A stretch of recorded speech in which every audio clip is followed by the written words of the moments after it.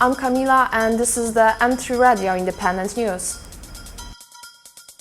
I don't believe in numerology, but these numbers really scare me. The US spends $2 billion a month in Iraq and Afghanistan. That's $6,666,666.666 a day.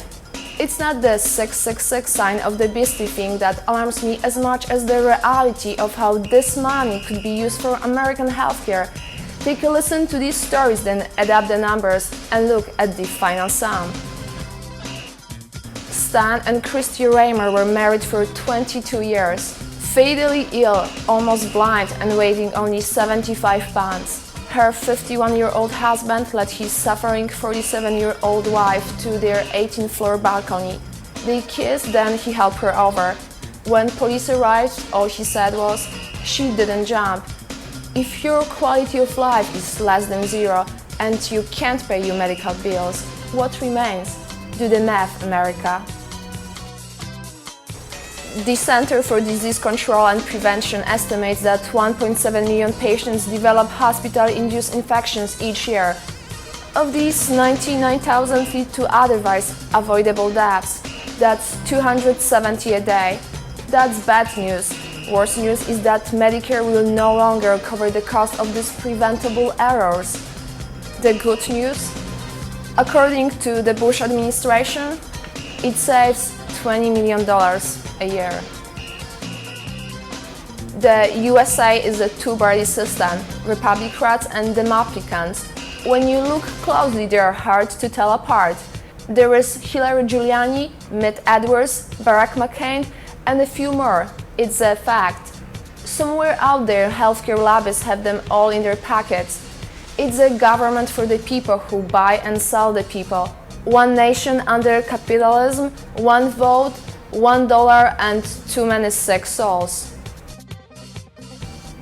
Once upon a time, a nation of little lambs held an election. A lamb named George told everyone that if elected, he would save them from the wolves. Since wolves terrified lambs, George won the election.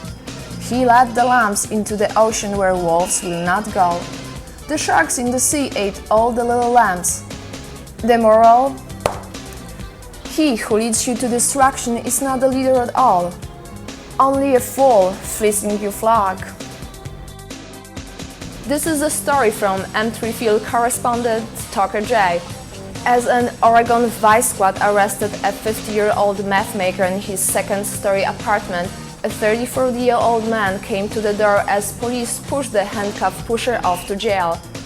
Failing to score from the busted dealer, he then asked badge-bearing detectives for a hookup and was promptly arrested.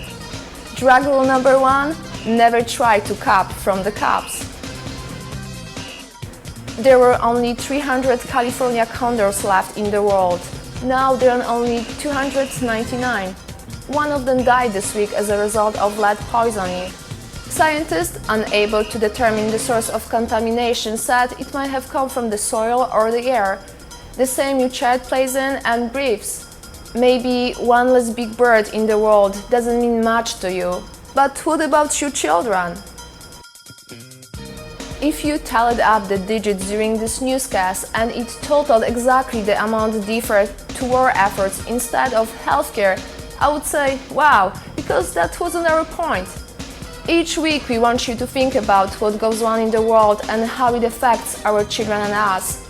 For many birds, lambs, patients and people, time's run out. Here's hoping this is not the last time you will hear me say, I'm Camila and I just gave you the M3RADIO Independent News. To the survivors, na zdrowie, trzymajcie się.